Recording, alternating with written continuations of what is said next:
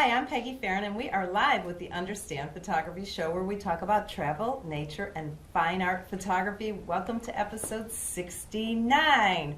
We've got a lot of things going on at Understand Photography right now. This is our busy season because the whole world is freezing, but guess what? It's not that cold down here. It's time for you to come down to Naples, spend some time with us. We've got a few things going on our online class, which is our signature class. It's called the 4 Weeks to Proficiency Photography. That starts January 10th as our online class. If you're here in Naples, it starts 13th as a hands-on class. But the online class is really a more complete class. It's live. I'm there, you live while you're taking the class, so you have somebody to ask, I can't find this button or whatever. And then you have homework you have to turn into me, the teacher, and I'm going to critique it a bit, and you have all kinds of support. So it's a really good class, January 10th. That's on our website, our old date. If you're local or if you're coming to Southwest Florida, just check out our calendar on the site. It's me on Understand the Fee. The Apalachicola trip is out. That's April 16th through 20th. I think we have 2 openings left. The trip's only it's to 5 people. Don't fit is Florida. We get it all weeks and it's cool. And then the ladies' photo retreat is May 4th through the 6th. If you are in Florida or nearby, it's worth it to drop down for a day trip because we're bringing Carolyn in here on February 17th, teaching all workshop called Selling Your Photography. Carolyn is taught that class before last year, sold out. We limited to 15 people. She's going to have your portfolio together, find out what you may be in the hand class, so you're going to bring some of your artwork, you're going to go to, and then we're going to help you plan of action on how to sell it. Everybody, some people want to dabble, some people want to be serious, so we'll help you make plans and sell your photography as art. My guest is wildlife nature for Kathryn Dow. Kathryn's been a bird guide and instructor for 7 years at Bosque del Apache Festival in New Mexico. I think just celebrated its 30th festival. It's a big deal to be in. And also instructor at the Space Birding and Wildlife Festival here in Florida. I think that's in St. Augustine. Welcome. Titusville. Thank you. Very close. Yeah. It is. When is that? Coming up this month, later in the month, rotation here, but the last year, I'll probably be back next year too. Okay. Hopefully. So now, how long have you been into photography? For a long time? Ooh, over 20 years. Oh I was a film baby. Oh, thanks. Yeah, I did start on film, and it's been a journey. Watching it transition into the digital and how much everything changed, and it's been a journey. Did you start off as a wildlife bird? I did, actually. In Florida the first time, right out of high school. I had these great bird backyard. I was a bird first, and I got my first film camera, and that's where it all began. Wow. Yeah. When you move to Florida, you just can't believe all the exotic birds. It's like, oh my gosh. Yes. It's so Yeah, it is. I moved to Florida most of my life. And I the ibis families. Absolutely. Yep. And they do. They are definitely in the yards, grazing. But back time, again, this is the second time I've lived in Florida for the love of birds. Really? Yeah. And you're from? I'm from New England. I grew up in Massachusetts and still have a place up in Hampshire, too. So I still home Coltonshire. Now, I can't say I've been to there because in a little bit. I'm going to be speaking New England Camera Conference in July. Yep. So after the conference, some of us are going to go up to Acadia National I love it. You'll love it. It's beautiful. I've been there many times, and I've actually been to show you're doing. Yeah, when I worked for Gary. Yeah, when I worked for Gary at his photo and video, I worked that show as a retail person for him. So I have been to that. It's a great event. Yeah, Hunt's is a great company too. They are, definitely. Almost 8 years. Wow. So met a lot of great people. Yeah. I had to learn all the systems in and out. You have to learn all the cameras. All of them. And yes. You have to learn pretty much how everything works. Absolutely. Right? Yeah. So it kind of gave me a good backbone for where I wanted to go. Yeah. When I first started teaching, I was terrified because I'm not a technical person. And I'm a Canon shooter. I was like, what if somebody comes with a Nikon? And so They're different. I learned the Nikons. That's Thank God good. I started teaching when I did. Yeah. Because that was in 2009. Now people come to class. They're Fuji's and Olympus. And A lot of mirrorless. now I can do it. But when I first started, I was scared, man. Yeah, I was lucky to have the retail experience. I worked in the camera industry retail for about 13 years total, between Hunts and a previous place before that. Closed down, and then I went and worked for Hunts. But it's been a great learning experience working there, and I met get to with all the stuff. every new camera that came out. We'd go all through it, and then we'd be prepared if people had questions. Yeah, so that's exactly it. That's what's so good about Hunts. You can call them and say, you know, I'm thinking about the camera, I don't know. Yeah. Is it too tech? You know, Absolutely. Very customer service oriented, very much. Now, how did you get into owl photography? So did you were a birder? I was. I started very, even earlier, about 3 is when I pretty much started really liking birds. My dad would take me out to spot the snowy owls. There were visitors that would come down from the tundra in Canada and come down to our dunes in the wintertime. There are winter visitors up in New England. And so that was my spark bird.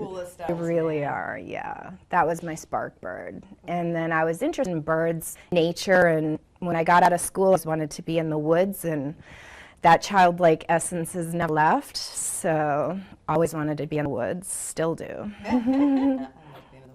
And very relaxed. I have been to the Everglades a few times, and I will be going tomorrow. When I'm in the summer visit, I'll take you out there. I'm not out there, it's too cold. It is. It's warmer down here right now, though, than further north. So we're probably, I think we're like the warmest place in the country, and it's still too cold for me. Everybody's jealous of us right now. I think it's in the mid-50s today. It's cold. Yeah. The hurricane fun. No. But if we only get one every 30 years or so, that was a monster. I was without power for 6 days. How long were you guys? 13. But 13. Yeah, you got the real brunt of it. I came over right at you. Scary. Yeah, it'll take a while to recover, that's for sure. So, okay, so owls, the snowy owl was your spark bird. Yes. And then you just started getting involved. And then, as I wore my owl necklace. Did. Thank you. Very cute. I do love the owls just because their beauty and their elusive ways, and that they're a challenge to find. They're really good at camouflage. They are the masters of disguise. Yeah. They really have us.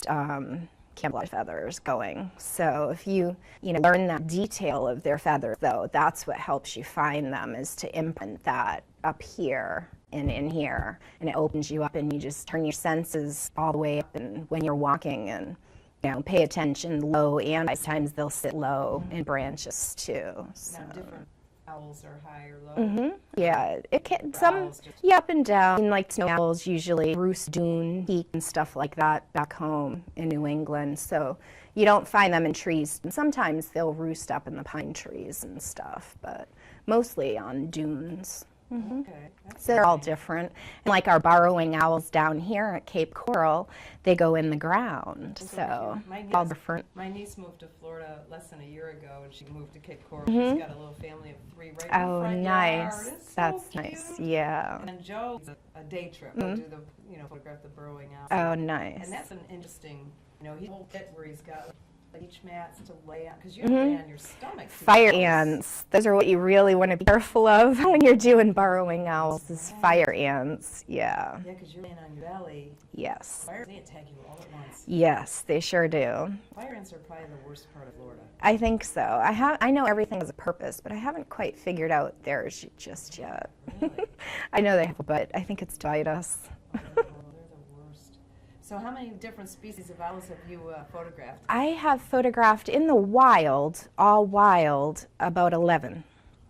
And that's hopefully going to climb more in the next few years. How many species are there? Do you know about? Well, all over the world.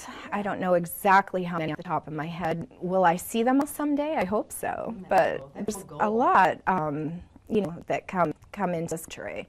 I've gotten about 11 between here, up in the northeast and west New Mexico. They have burrowing owls. Up there, there's a little bit of a Marillus crucis, and they're kind of sparse, but spread throughout the state. I haven't been able to find any yet, although I did look for some out there this past trip, but I wasn't successful. But what else do they have? Do they have the same as they have? But they have a winter there. They have, northern New Mexico. They have like western screech owls. They have boreal owls. They have pygmy owls, northern pygmy. Yeah, they have spotted owl, a Mexican subspecies. Those out there, and the western owls are really cute, but they're only gray out there. The westerns, the easterns on our side, we get the red and gray, and then sometimes these ones that are kind of like brownish color. I actually, I've seen those down here before, so they kind of mix between the gray. Oh, wow. They're more rare to find. I have. Makes it more fun. How many species are in the area?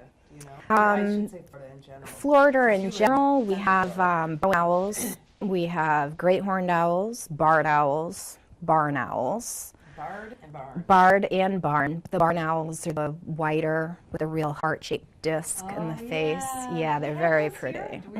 We do. Absolutely. Yeah. I photo them sometimes up by me. They are this far south also. Yeah. But, and then the eastern screech owls are down here also. The eastern screech owls are the little guys. They hide in the whole nuts. You know, anything with a cavity. They'll hide in that during the day to hide from other larger predators like hawks and other owls. So do they live in those? Pretty much. They hide in there, even though them as infection. An owl nest, similar to They're cavity nesters like your nesters, your barred owls, and your eastern screech owls. Barn owls also are cavity nesters, and ground owls will be cavity nesters if the hole's large enough. But great horned owls usually take other nests like great blue heron or hawk or so I've photographed a great horned owl nest that had taken over an eagle nest before, which wasn't great because the eagle's so big you could only see the tops of the owl's eyes and the horns. Yeah, very usually and very large. But I've seen them use all. Over then abandoned nests? Usually abandoned, but sometimes they have in the past. There's been some videos I've seen of it happening when, yeah. Cool. I heard the eagle won, but good luck trying to get a female great horned owl off a nest. It wouldn't be an easy feat. Wow.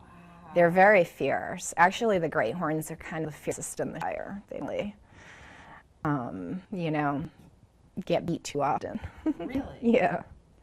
All right. So if I wanted to be an owl photographer here in South Florida, and I'm going to go out because I know we got owls like all over the place, right? How would I begin?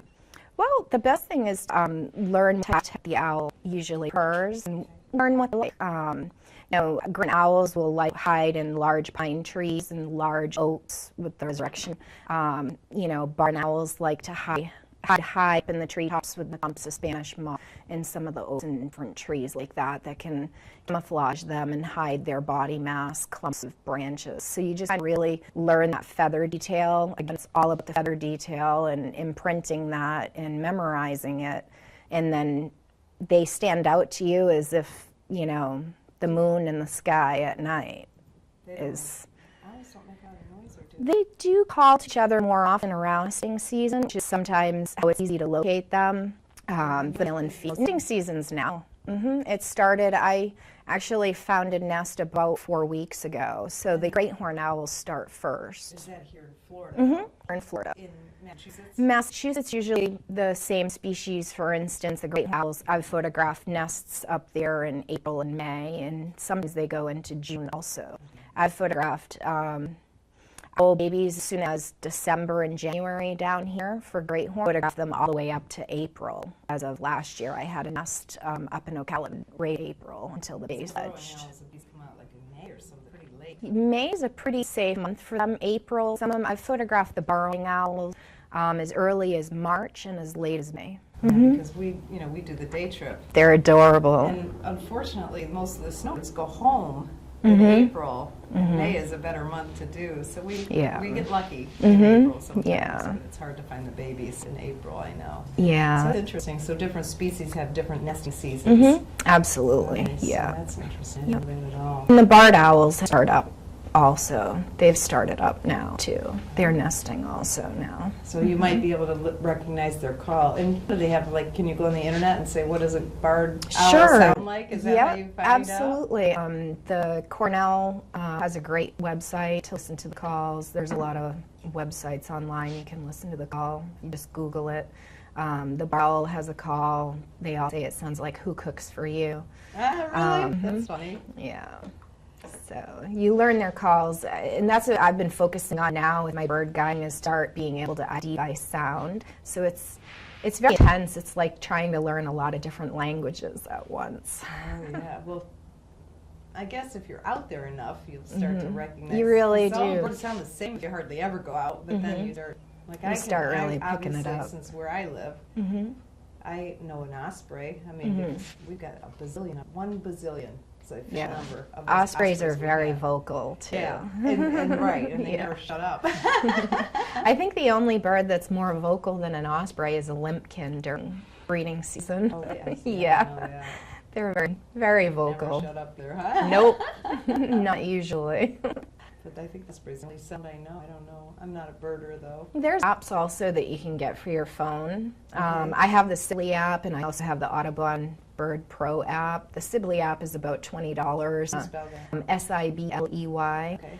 And then there's an Audubon Birds Pro app that's only $5 that will also give you the bird sounds if you want to try to analyze the sounds to each bird and start to ID by sound. So I got this app. Does it have a picture of the bird? Yes. Too? Does it give you like a little bit like this is habitat? Yep. This is what to look out for. In the Audubon Birds Pro app, they're only about $5. I use mostly for bird reports because I tie in with eBird, and I'll do that when I'm scouting and I'm trying to find nests. I'll look at all the reports and scroll through on So specific people will birds, report, I saw a screech owl and then here in I'll Ocala go National Forest on the right-hand side near Yep. the oak tree or something like that. and I'll go and scout the area and try to find it. And I have found quite a bit that way. And that's Actually, the doing Audubon that. app.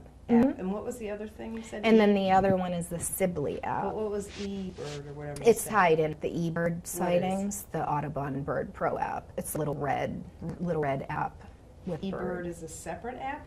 eBird is a separate organization, yeah, I believe. Okay. But It's like a tied in. bird But sighting that report. Audubon app sounds like the app to get. Yeah, I actually use that one more than anything. Yeah. Not just for owls, but for any birds, right? It's very informative, yes. So why are owls your favorite? I mean, what's so cool about owls? They just, certain things, They're certain elusive, you people, said. yeah, they That just it's a really challenge. have always been a challenge and what I like best. I think they're beautiful. There's a lot of other beautiful birds, don't get me wrong. I guess I just decided to specialize in them because, Good idea to specialize. yeah, it's you what ought to I have like. a book. Owls of the World. I've Travel been the whole thinking about world. doing a little book. Yes, I have been. I've been thinking about doing like a little coffee table book, possibly. People love those. I'd They're like to great get some gifts. more species under my belt, though. You have I 11? still, yeah, I still need the great gray and the northern hawk owl. I'm gonna have to probably head up to Canada for them, or yeah. Minnesota, one or the other. Sounds cool. Yeah, I'll be too cold, photographing Burrowing owls only. right? I know. Fun in the sun. Now, okay, so when you're photographing birds, owls, usually it looks like you're right at eye level. Like Okay. you're talking about a That's a bird trick. that's an eagle's nest. How do you, Yes. how on earth It's a do you- photography trick. Okay. So what you do to make it more eye level is, you know, the closer you get, the more upward you have to shoot like this. So if you want to look more eye level in your composition, you get further back. And then the further back you go, the more it becomes at eye level. Whereas as you get closer, you start having to shoot up like this. And the same thing is if you're shooting down water or any type of water bird, that's why you get low when you mentioned getting low and getting the fire ants with the burrowing owls.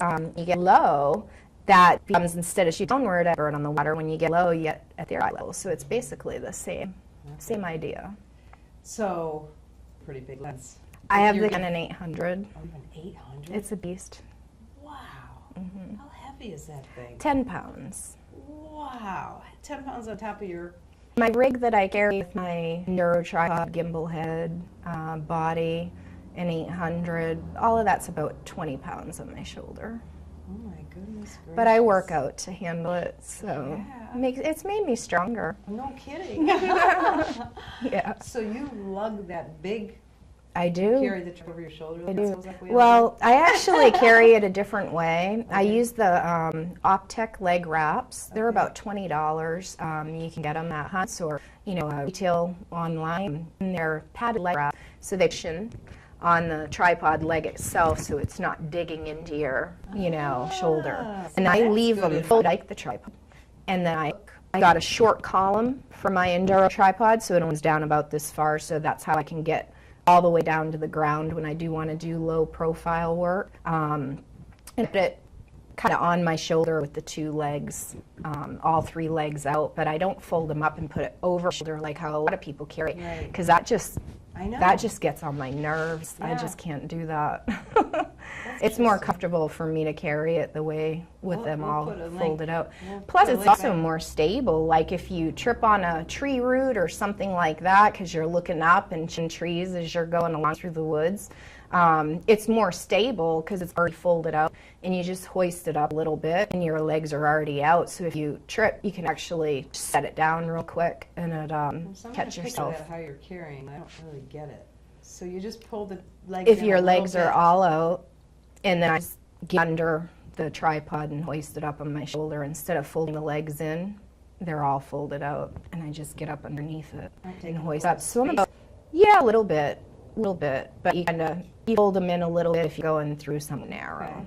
But usually I try to find some open trails. So Wow, that's interesting. It's funny, but these are important questions. You think it's yeah, not really. it's been the most comfortable for me. I mean, I've trekked at least 3 or 4 miles with my rig on my shoulder.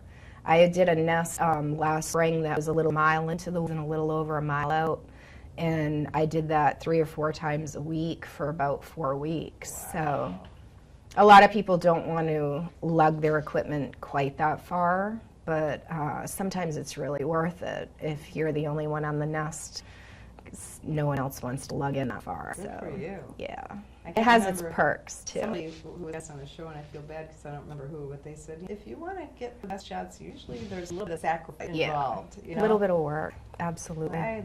The snowy owls are beautiful, but it's highly unlikely I will ever photograph one because I don't like to be cold. And it's very cold up there. Get them too, and they're good year back home. I've been seeing all my friends' photos on Facebook, so they're doing pretty good this year again. I know. I think it was Robert O'Toole who was a guest here, and he was talking about he was helping some boot company do ratings for the boots that you wear out in Canada. Oh yeah, for the cold town. I don't think I ever do that. I have snake boots for down here to keep my leg protected when I go into stuff because we have 6 venomous species down here. And it's always a good thing to know what one looks like and what they can do to you. So it's good to be smart while you're out there. Snake Bass Pro Shop, Bass Pro Shop. about has everything. $140. Do you have almost everything, don't they? Jeez. What other equipment like do you have to have? So you use Enduro for your tripod. I Do you do. have some I have an older Model model. I have an older model, a CT414. I can't believe It's that. about 4 or 5 years old now, but it's up. I mean, I've taken it in salt water a few times. You just have to break it down and wash it off with fresh water after, And then use the gimbal head. And the gimbal head is also an Enduro. Okay, And 800mm lens. yep, I have a Sigma 150 to 600. Oh, I have that one too. the Yeah, lighter one. yes, I have a one. contemporary also. Contemporary, yeah. I have a Canon 70 to 300 L series IS. I have a 17 to 40 for wide angle. How much stuff do you carry? All that stuff when you're hiking. I brought do it you? all down this weekend. Did you? But you'll keep it in the car. You don't hike all that stuff, will you? Decide which one look or whatever. Yes. Which for the burrowing out. I will They're not probably that have big. 800 so that I can stay far away. That's what I like about that lens is it allows me to stand further back so I'm not elusive. Yeah, they're so cute. Those are They the are. cutest little owls I've ever seen. Oh my God. So now you do the 17 to 40 Canon, Yes. I think. Is that lens, Joe? Yeah, Is you that do. the one you sold me? Yeah, that's I thought that Excuse me, I'm was getting that over a lens. cold. I know. One time I was live and started choking. I'm like, oh my God, Oh. I'm host. Here I go now. No, And I'm it's still like I like could about a barely week talk. ago. Yeah, it's been. It's so scary. The more you talk, the more you cough too. But That's why I'll we get got through water. it. My Exactly. new understand talk Yeah. about which Joe gave Very for Christmas. nice. I love them. They're very nice. All right. So what kind of tips? Give us photography tips for photographing. So So you helped us already try to find the owls. Yes. First, you have to research what kind of owls do you have in your area. yes. And then you have to figure out what they are. Yep, and the best thing to do is to learn how to read about them and learn what they like and just get out there. And the more you observe, the best thing I can say is, be very quiet when you're walking because they'll hear you from far away. And just really the best thing to do sometimes is just to pick a spot and sit. Very quiet, very still. And don't phone and have your phone making noises. They'll hear all that. And just watch and observe, and you'll be surprised how much you'll see. Because if you're, very quiet and sit still, things go back about business, Okay. So, and then you start to see more and more. Okay. Now, what do you think, like, minimum equipment if someone to get into? I'd recommend the same 50 to 600. I think for someone that's looking to get out of that 70 to 300 range and they want that little bit more power, but not to commit to a monster big lens just yet, or want to lug that type weight, or the price tag of it expensive for those lenses. But the Sig Contemporary is a really nice lens to start out on. I'd probably suggest that. I impulse bought that at a workshop I was at. Yeah. And I'm like, and I bought it. I'm like, I don't even need a long lens. Have you enjoyed it? But I got rid of my other lenses finally. I just found so many lenses for so long that I was never using. Yeah. One was one of the first lenses I bought when I first went into business. I bought two lenses. I bought 4 to 70, f2.8. Yeah, that's a great lens. Which is still my main lens since 2001. Yeah. And then I bought the 70 to 200 2.8. That's another great lens. Well, as I got older, that thing. The 2.8. That thing is, well, not compared to major, but I got the f4 70 to 300. I mean, I was that other lens 200 for years. I finally got rid of that. The 100 to 400 and that's what I used. But I never really liked it because it was the older push pull. Yeah. And I would forget. So when I got that Sigma, I finally just said, okay, I got to get rid of these lenses I don't use. And it's I great. love It is that. great. It's been really good. I'm a really wildlife photographer. I'm more of a hobbyist for that kind of stuff. I like landscapes. Me too. It's my nature I enjoy thing. landscapes also. I love landscapes. Yeah. I have the patience to be a wildlife photographer like you, sitting and waiting. That's in the probably the woods. biggest tip I was could bored give. listening. I'm just kidding.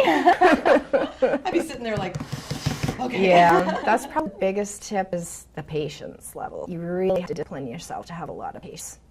In fact, I think that's where all my patience goes, is to the birds. Absolutely. To the birds. I've been told I have low tolerance for people at times, but not in my field, in shopping and out and like Just that. the idiots. All my Just patience, idiots. yeah.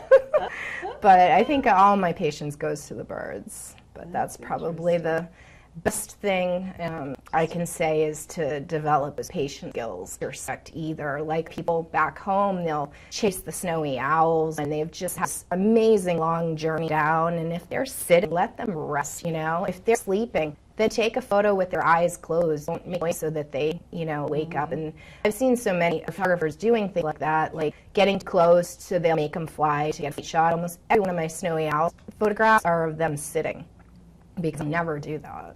And I've, gotten at people because they need someone to be a voice for them. They don't have a voice themselves, I had a guest, I believe, Bob Blanchard, naturally ethical photography, and he talked a lot about that. About not I'm very disturbing big, wildlife.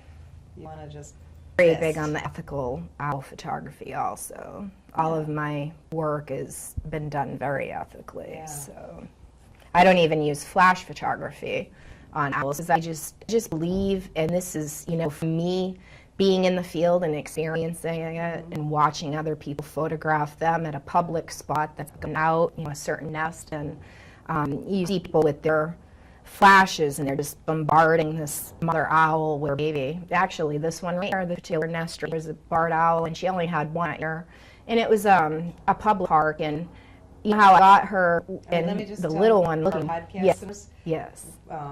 Kathryn brought a picture of Belle and a baby. It's really, really cute. We'll put it on the site. Do we have this on? Did you send I this don't think one? I sent you that one, but I can. Anyway, go as ahead. soon as I leave, I will just send it remember to you. listeners too. Absolutely.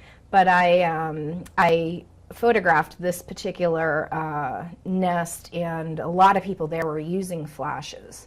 And the owl kept looking away from the people that were using flashes and kept looking at me because I was not using flash. So out of everybody there, she looked in a direction more times than anywhere else. And some people will say it doesn't hurt their eyes, but I mean, if you were, at your home and someone was hanging over, flashing you over and over and over, what the celebrities put up with, right? Yeah. And you know how you would feel. Well, why would they feel any way or any different? Yeah. And people say, well, if they didn't like, they could fly away, and it's like, not really. She has a baby. That's her home, too.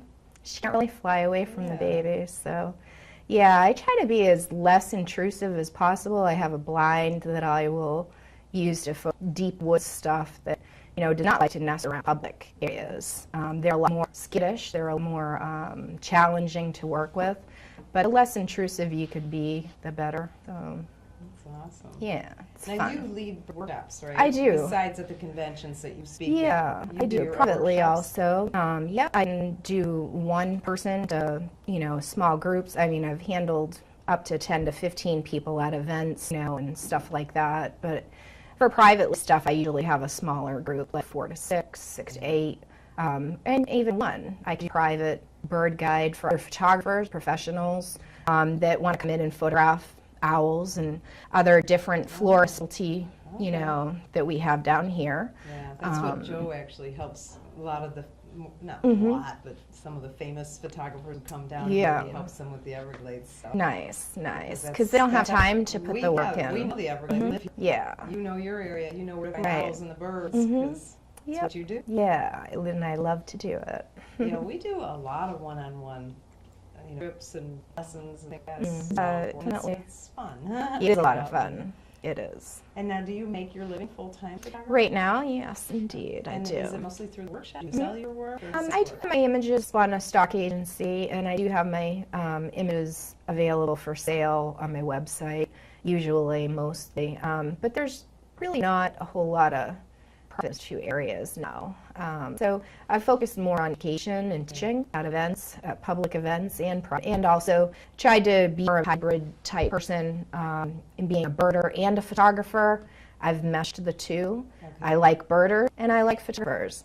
And I think it's two worlds that definitely are starting to combine. More and more birding festivals are looking for photographers because they're trying to introduce photography into the birding festivals because, hey, it's It really is. all along. I don't think I have the patience to do it, but I love looking at the pictures. Yeah. I love some of the people that have it's beautiful. Thank you. It's so fun to look at. I love to look I at would others' like, you know, work too. things like I to do. hang on- I would hang that on my wall. It's Thank you. This hangs on my mother's wall usually, actually. Stole the picture I of get your that mama. I did. I said, I really like that frame. It's very, woodsy. It's natural. I'm going to use that. I'll show you because you're staying with me. I'm going to show you I had it custom made some old barn in Montana. Oh, cool. So it's the old barn wood. And Oh, I put the nice. picture of I my like son the and stuff. me in it. Yeah. My son who grew up and left me. But the last formal picture I have of the two of us when I was 19. Oh, nice. I was old. We'll have to get him here for another one. Yeah. Now, what are some of the mistakes you see people? Obviously, the stuff about bothering the birds is a mistake. That's probably the biggest mistake I see. Another big mistake I see people make is you need to check your histogram after you shoot an image. You check your bling highlights if you're shooting any birds. Basically, Do you that leave the will be bling it. on all the time? I do, and but the big mistake I see people make is looking at their image too long afterward, and then your subject give that moment for 2 or 3 seconds, and it could never give it to you again. And you missed it because you're looking at the back of your screen too long. Look at it afterward, check your exposure quickly, and hold your position and stay on your subject. And I know that's hard to do, but you have to hold your position like a soldier because they'll give you the shot and it can be in a 2 or 3 second span. And if you're not right on to get it, you're going to miss it. And use continuous mode, so you. If my subject can take off and fly, but sometimes I'll be on single shot of vibration.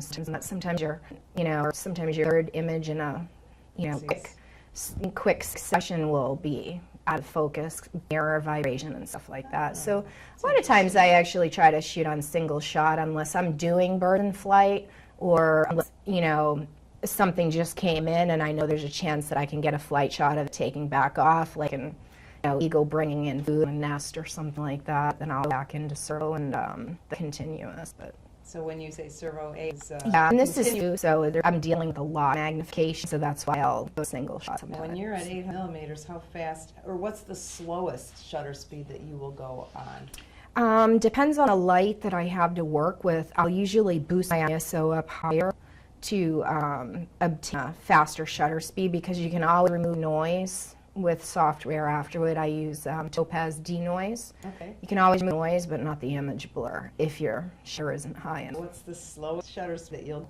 with that lens? Um, That 800 millimeter lens. Is it Usually, 800? it's 800. That would be your slowest. And then sometimes put it on a crop body. I have a full frame and a crop body, crop sensor body. So I put it on both. and I get, quite a reach on a crop sensor body. I get quite a reach. So Now, usually depending if I'm in really low light, I'll go down to 1/25, 1/60th, but I really try not to go lower than that. 1/25th of a second with an 800 If I'm millimeter shooting lens? under canopy, darker, no flash, I've gone down that low. But And you're on a tripod. yes, yeah. And you're using the gimbal head. Yeah, and sometimes my ISO is up, 1600, Wow, 800. I try to stay between 800 1600, but, Your shutter speed. well, for For your ISO. ISO. But I try to get a higher shutter speed, so I'll set a higher ISO to get a higher shutter. I would never think you could go that low, like 160.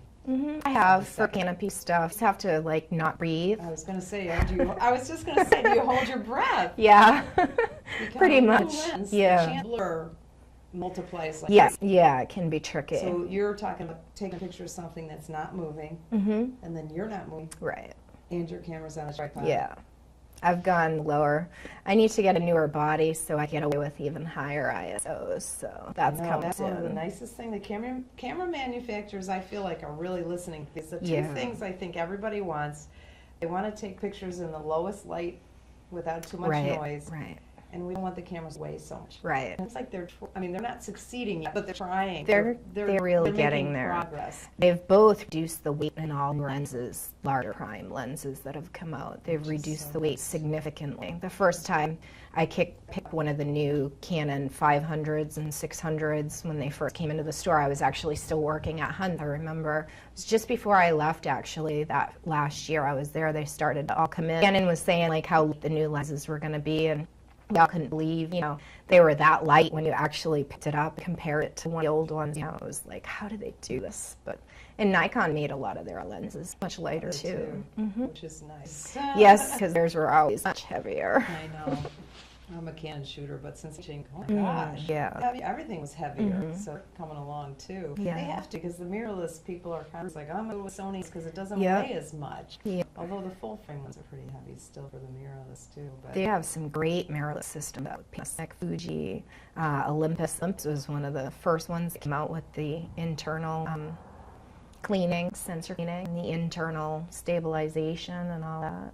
okay. I remember, I was in the retail industry when it all happened, and I remember some of the other camera reps joking a bit and saying, we don't need gimmicks, Oh. But now it's in their cameras too. So I guess it was a good idea after all. Yeah. Actually, used to was the first digital system. I started on Canon film and went Olympus digital just to get a feel for digital, and I ended up going back to Canon. But I took out a Nikon system, and I'm definitely not a brand snob. It's just overall, and I think they all suffer. It gets You need addictive. more stuff? Yeah, it does. It does. I would like to shoot Nikon eventually someday Only too. going between Canon and they put shut and the Yeah. aperture on the opposite side. Yeah. Actually, I remember.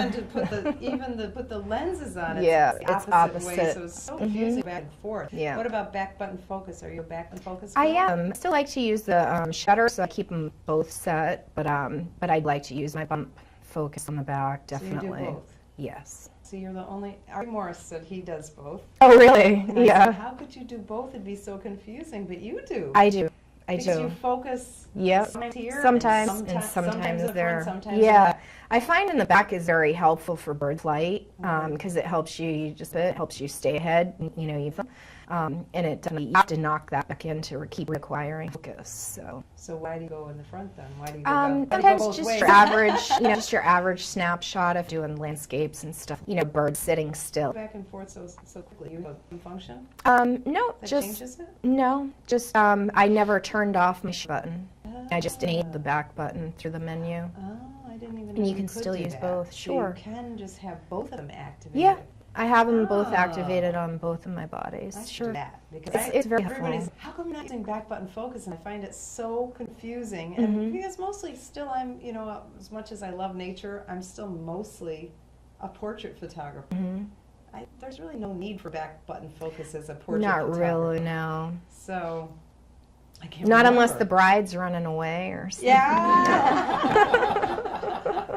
I used to do weddings back on film, but I'm definitely Not for me anymore. I'm definitely for the birds and nature and wildlife now, but I remember those days. Yeah, see, that's more my passion. I live out there in the nature and the travel photography. I love that. Yeah. But I make most of my living with portraits and events. Yeah. So Yeah. I do everything. Yeah. But that's more, the nature's more my hobby. hmm And It was always a hobby for me. It was always a love, passion, and interest. And then when I retail about a little over 4 years ago now, to jump it full time, you hit your midlife crisis and you're like, what am I going to do? I need to be doing this now. So, and went for it. And it's going pretty good so far. So I'm happy. Now next week, I think next week, maybe it's not. No, it's not next week. I have a guest coming up.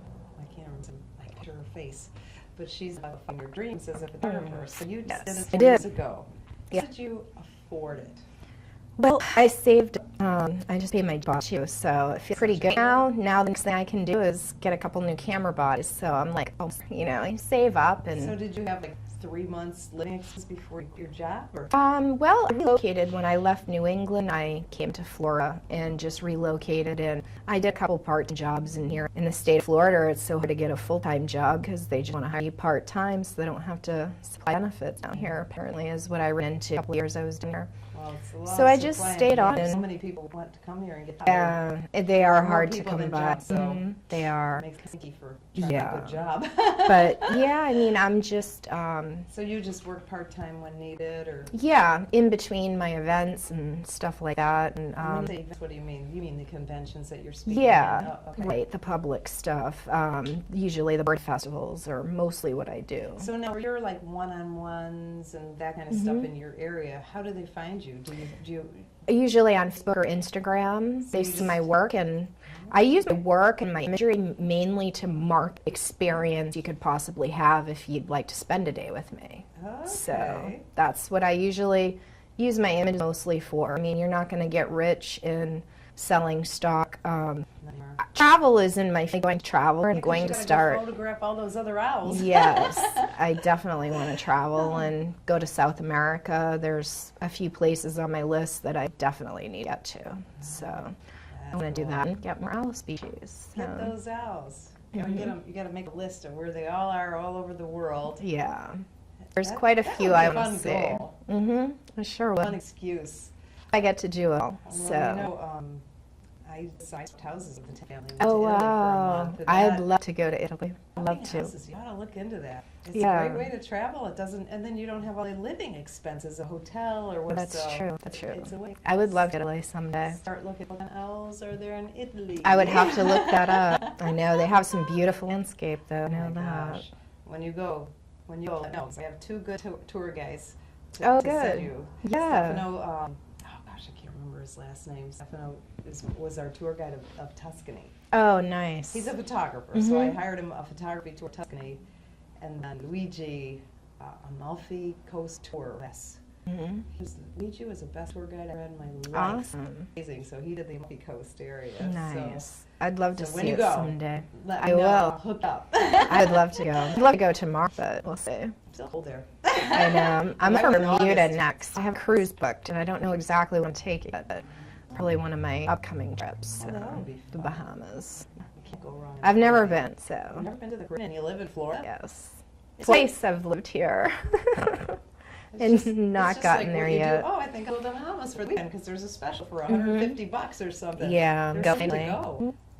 Well, if you, I don't know about right now. I think it's high Yeah. season right now. Right? It might be. Yeah. Mine's been booked over a year. So I had to put it off last time. And when it came around, so I'm going to do it soon, hopefully. I love to travel. Me too. I travel so much more. There's so much I want to see. I know, me too. And the world is getting smaller. It's getting easier and easier. to travel. Yeah. So next for you is travel, Mhm. Yes. and you're not doing the Suncoast this year. No, I'm not Chase Coast Birding this Okay, year. so Although I'll sorry. probably go with a bunch of my friends because all friends will be there. Now, as so. far as you live near Ocala, Florida, Yes. how far is Titusville from About an Ocala? hour and a half. Oh, that's it? Yeah, I that's guess why I you guys are kind of up went that central. far, yeah. Because I'm like 2 hours from here, 2 hours from there, 4 hours from here, but Yeah, not it's a too long bad. drive here. Thank Yeah. you for coming down. I'd love. I don't get to get down here very often, so this is great for me. So I'm glad I'm here. But coming back, I am in In March. March Yes, for- for the FCC. the Florida Camera Club Council from March 9th through 11th. And that is our big convention for Yes, Florida. yeah. So I'll the Florida be Camera Club. very happy to be part of that. It's actually, I'm very excited about it because the last time I did that event, I was working for Gary at Hans Photo and Video, and he had flown me down to sell retail merchandise at the event, and he'll be at that event again this year too.